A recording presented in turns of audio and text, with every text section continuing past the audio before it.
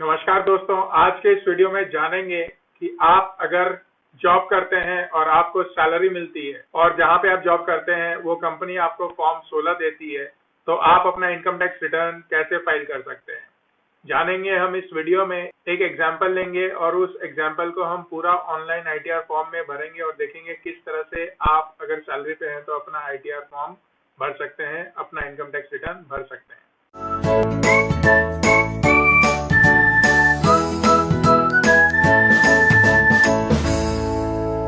तो दोस्तों, अपना इनकम टैक्स रिटर्न भरने के लिए सबसे पहले आपको इनकम टैक्स की वेबसाइट पे लॉगिन करना होगा अपने यूजर आईडी और पासवर्ड के साथ में। आप अपने कंप्यूटर स्क्रीन पे इनकम टैक्स की वेबसाइट खोल लीजिए, जो कि है www.incometax.gov.in। वेबसाइट जैसे ही खुलेगी, ऊपर राइट हैंड साइड कॉर्नर में आपको लॉगिन का लिंक मिलेगा, वहां पे आप लॉगिन कर सकते हैं। और अगर आप अपनी income tax written first time भर रहे हैं तो लॉगिन के ठीक बगल में रजिस्टर का लिंक है। रजिस्टर के लिंक पे जाके आप अपने आप को सबसे पहले रजिस्टर करा लीजिए। रजिस्टर करने के बाद में आप अपना इनकम टैक्स रिटर्न भर पाएंगे। तो दोस्तों, यहाँ पे आप देख सकते हो हमने इनकम टैक्स के पोर्टल पे लॉगिन कर लिया है अपने यूजर आईडी और पासवर्ड के साथ में। दोस्तों, फॉर्म 16 की मदद से अपना इनकम टैक्स रिटर्न फाइल करने के लिए आपको ई फाइल के लिंक में आना है। इनकम टैक्स पे जैसे ही आप माउस के लेके आओगे, वहाँ पे फाइल इनकम टैक्स रिटर्न का आपको लिंक मिलेगा, उस पर आपको क्लिक करना है। जैसे ही आप क्लिक करोगे आपसे पूछेगा सेलेक्ट असेसमेंट ईयर। तो असेसमेंट ईयर अभी 21-22 असेसमेंट ईयर चल रहा है, तो 21-22 को हम सेलेक्ट कर लेंगे। और मोड ऑफ फाइलिंग पूछ रहा है ऑनलाइन और ऑफलाइन। आप दोनों तरीके से अपना इनकम टैक्स रिटर्न अभी फाइल कर सकते हैं, ऑनलाइन भी कर सकते हैं और ऑफलाइन भी कर सकते हैं। फिलहाल हम ऑनलाइन मोड में अपना इनकम टैक्स रिटर्न फाइल करेंगे। तो हमने ऑनलाइन को सिलेक्ट कर लिया और कंटिन्यू को क्लिक कर दिया है। कंटिन्यू पे क्लिक करते ही अगर आपने पहले अपने लॉगिन में आके कोई फॉर्म भरा हुआ है और बीच में ही स्किप कर गए थे, पूरा कंप्लीट नहीं किया था, तो आप रेज्यूम फाइलिंग कर सकते हैं। और या फिर आपको अपने लॉगिन में रेज्यूम फाइलिंग नहीं दिख रहा है तो स्टार्ट न्यू फाइलिंग पे आप क्लिक कर सकते हैं। हम यहाँ पे स्टार्ट न्यू फाइलिंग करके पूरे प्रोसेस को स्टार्ट से लेके एंड तक जानेंगे किस तरह से हम अपना ITR 1 फाइल कर सकते हैं। जैसे ही आपने स्टार्ट फाइलिंग पे क्लिक किया है, आपसे पूछ रहा है आपका स्टेटस, आप इंडिविजुअल हो, HUF हो, अदर्स हो, तो हम इंडिविजुअल पे क्लिक कर देंगे, कंटिन्यू करेंगे। अब पूछ रहा है आपसे ITR फॉर्म। तो दोस्तों, यहाँ पे मैं बता दूं, जिन लोगों को अपना इनकम टैक्स रिटर्न भरना है और उनको सिर्फ सैलरी मिलती है, फॉर्म 16 के थ्रू अपना इनकम टैक्स रिटर्न भर रहे हैं, उन्हें ITR 1 सेलेक्ट करना होता है। तो यहाँ पे हम ITR 1 सेलेक्ट कर लेंगे और प्रोसीड विद ITR 1 पे क्लिक करेंगे। इसके बाद में लेट्स गेट स्टार्टेड पे क्लिक कर देंगे।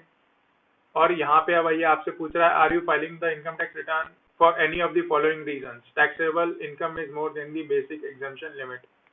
यानी कि बेसिक एग्जम्पशन लिमिट जो है 2.5 लाख रुपए की, क्या आपकी इनकम उससे ज्यादा है?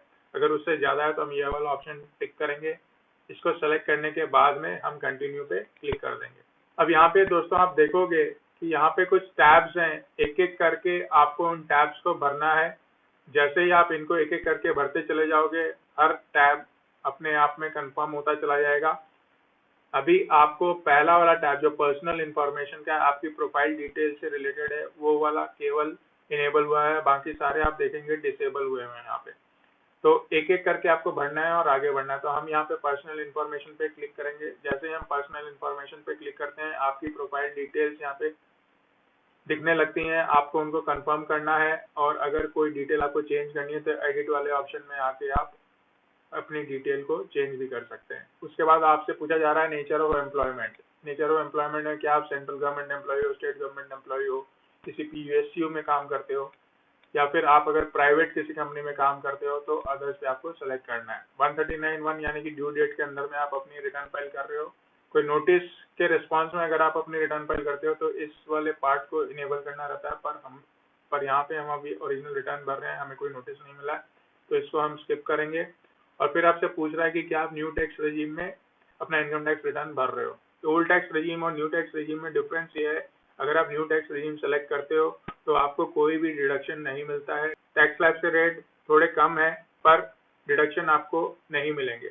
तो आपको ये इवैल्यूएट करके देखना पड़ेगा कि कौन सा आपके लिए बेहतर है। थंब रूल की यहाँ पे बात करें तो जो लोग पूरा डिडक्शन अपना कर रहे हैं, उन लोगों को ओल्ड टैक्स रेजिम में ही रहने में फायदेमंद है। तो यहाँ पे हम न्यू टैक्स रेजिम के ऑप्शन को सिलेक्ट नहीं करेंगे और हम यहाँ पे नो कर देंगे। ये सब करने के बाद में आपसे यहाँ पे बैंक अकाउंट डिटेल्स आपका यहाँ पे शो हो रहा है।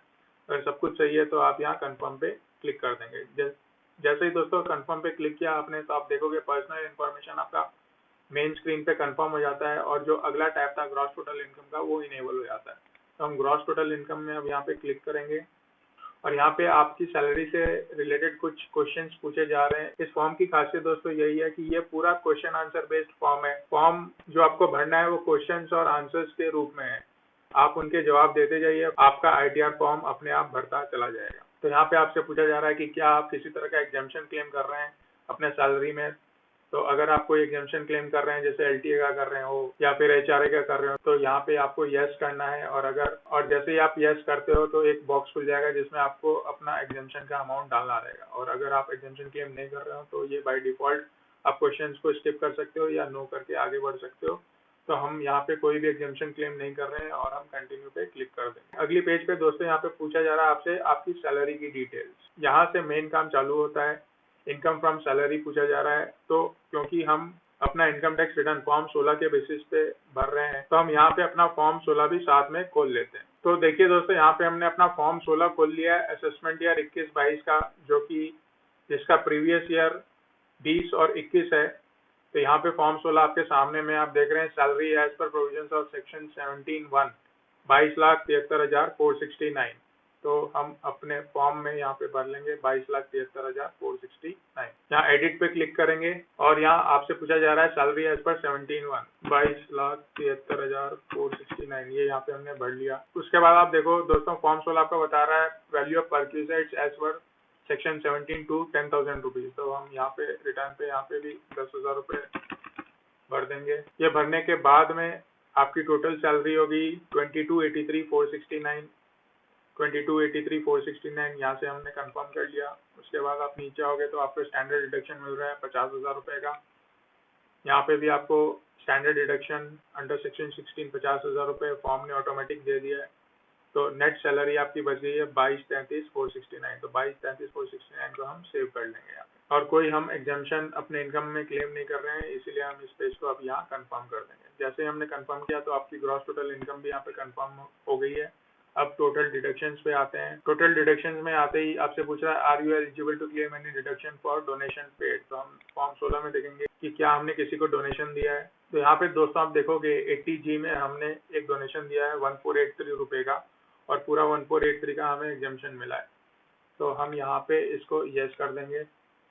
Donation schedule for section 80G is required to be filled, यानी कि 80G का कोई शेड्यूल होगा वो हमें फिल करना होगा। Are you eligible to claim any deduction for donation paid for scientific research. Are you eligible to claim under 80G। अगर आप किराया देते हो और आपको एचआरए नहीं मिलता तो आप 80G में रेंट का बेनिफिट ले सकते हैं। कोई आपने लाइफ इंश्योरेंस प्रीमियम भरा हो, पीपीएफ में पैसा जमा कराया हो, टैक्स सेविंग एफडी है आपकी, तो 80C के सेक्शन में आप डिडक्शन क्लेम कर सकते हो मैक्सिमम 1.5 लाख रुपए तक।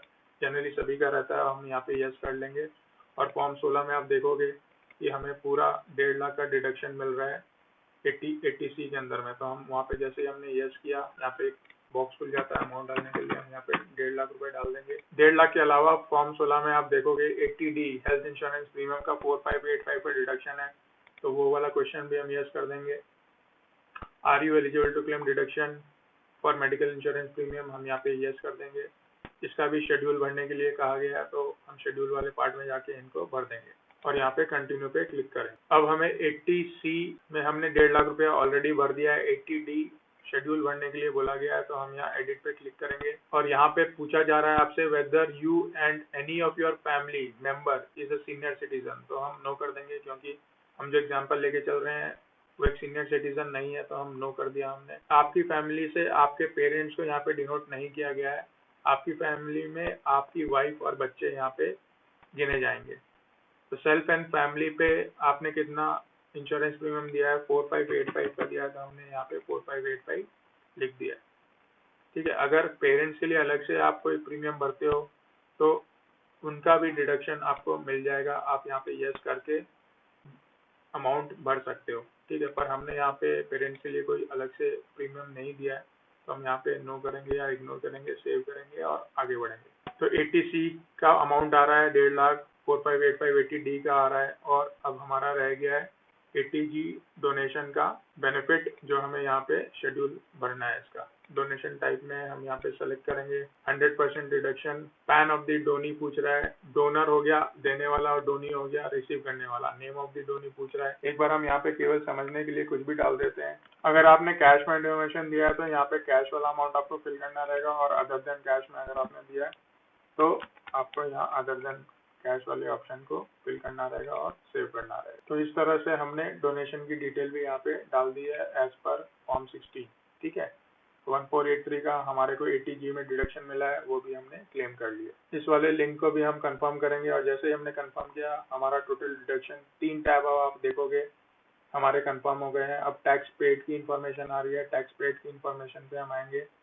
टैक्स पेड पे आपने अगर कोई भी अपना एडवांस टैक्स जमा कराया है उसकी डिटेल यहाँ पे शो होगी। आपका TDS किसी ने काटा है वो इन्फॉर्मेशन यहाँ पे शो होगी, जैसे details of tax deduction at शोज at salary income, details of tax deducted at शोज other than salary income, details of tax collected at शोज TCS अगर किसी ने आपका डिडक्ट किया है तो वो यहाँ पे शो होगा। और अगर आपने कोई टैक्स की पेमेंट खुद से की है, सेल्फ असेसमेंट टैक्स की पेमेंट की है या एडवांस टैक्स आपने पेमेंट किया है तो वो डिटेल सारी यहाँ पे शो हो जाएंगी।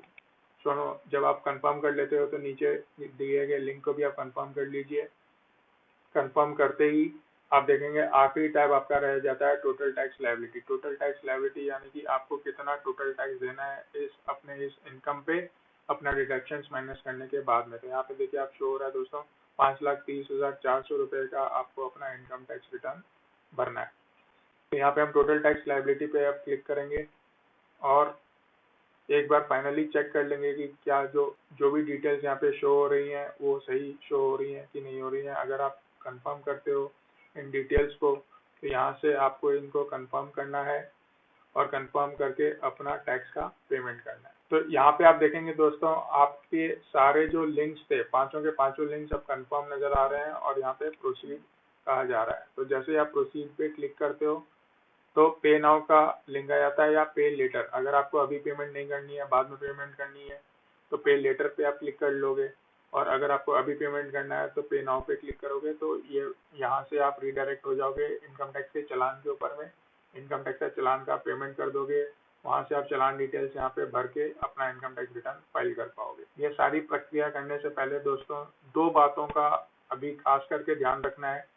पहला, अपना 26AS डाउनलोड करके देख लीजिए वहाँ पे क्या क्या डिटेल्स आ रही हैं, कहाँ कहाँ से आपकी इनकम रिपोर्ट हो रही है इनकम टैक्स डिपार्टमेंट को, उनको अपना रिटर्न भरते वक्त जरूर इनकॉर्पोरेट कर लीजिए। और आप इसको ऑनलाइन अपने लॉगिन एरिया में अपने 26AS को देख सकते हो। ये देखिए मैं आपको बता रहा हूँ, ई फाइल के लिंक में आप आओगे, इनकम टैक्स रिटर्न पे क्लिक करोगे और व्यू फॉर्म 26AS पे क्लिक करोगे। जैसे ही आप इसको कंफर्म करोगे, अग्री करोगे, प्रोसीड करोगे और click to view tax credit statement पे क्लिक करोगे। यहाँ पे आप अपना असेसमेंट ईयर सेलेक्ट कर लीजिए, एस्टीमेट सेलेक्ट कर लीजिए, व्यू और डाउनलोड सेलेक्ट कर लीजिए। तो पूरा 26AS आपके सामने में आ जाएगा।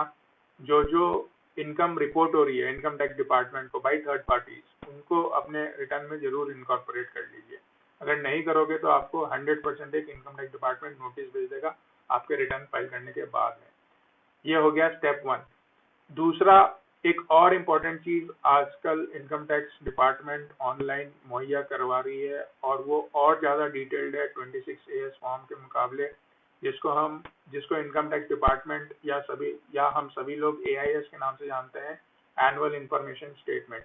वो भी यहीं लॉगिन में आपको मिल जाएगा, उसको भी एक बार देख लीजिए। वहाँ पे बहुत ज्यादा डिटेल में अलग अलग टाइप की इनकम आपकी शो हो रही है, जैसे कि सेविंग्स बैंक से आपको कितना ब्याज मिला है, FD का कितना ब्याज है, फिर या फिर आपको डिविडेंड कितना मिला है, कितना आपने शेयर्स म्यूचुअल फंड में खरीदा बेचा है पिछले साल में। तो ये सारी डिटेल आपको वहाँ पे मिलेंगी।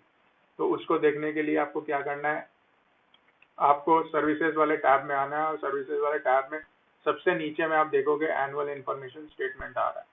उसको क्लिक करोगे, प्रोसीड पे टिक करोगे। टिक करने के बाद में ये जो इंस्ट्रक्शंस के बगल में AIS आ रहा है उस पर आपको क्लिक करना है। तो यहाँ पे आपको देखेंगे 2 ऑप्शन दे रहा है, एक एनुअल इंफॉर्मेशन स्टेटमेंट का दे रहा है, एक TIS का दे रहा है, tax payer information summary. AIS annual information statement बहुत ज्यादा डिटेल में है और उसी का समरी शॉर्ट में आपको दिया हुआ है आपके इनकम से रिलेटेड जो डिटेल्स, वो है टीआईएस। तो टीआईएस पे जैसे ही आप क्लिक करते हो तो आपकी डिटेल यहाँ शो हो जाती है, और कोई भी रिकॉर्ड अगर होगा तो जैसे यहाँ पे इस पर्टिकुलर केस में कोई रिकॉर्ड फाउंड नहीं हुआ है, किसी का अगर होता है तो सेविंग्स बैंक का interest, FD interest, dividend, sale and purchase of securities, ये सारी डिटेल यहाँ पे आपको मिल जाएंगी। तो आप क्रॉस चेक कर सकते हो सकता है किसी और की डिटेल्स आपके में आ रही हो तो उसको आपको करेक्ट करवाना पड़ेगा, ताकि अननेसेसरी इनकम टैक्स डिपार्टमेंट आपको कोई नोटिस ना दे दे। तो दोस्तों इस तरह से आप अपना इनकम टैक्स रिटर्न बड़ी आसानी से भर सकते हो नए वाले वेबसाइट पे ऑनलाइन। कुछ ही दिनों में यही सेम रिटर्न आप ऑफलाइन मोड में कैसे भर सकते हो ये भी मैं बताऊंगा। तो दोस्तों अगर आपको वीडियो अच्छा लगा हो, काम का लगा हो, तो चैनल को सब्सक्राइब कर लीजिएगा।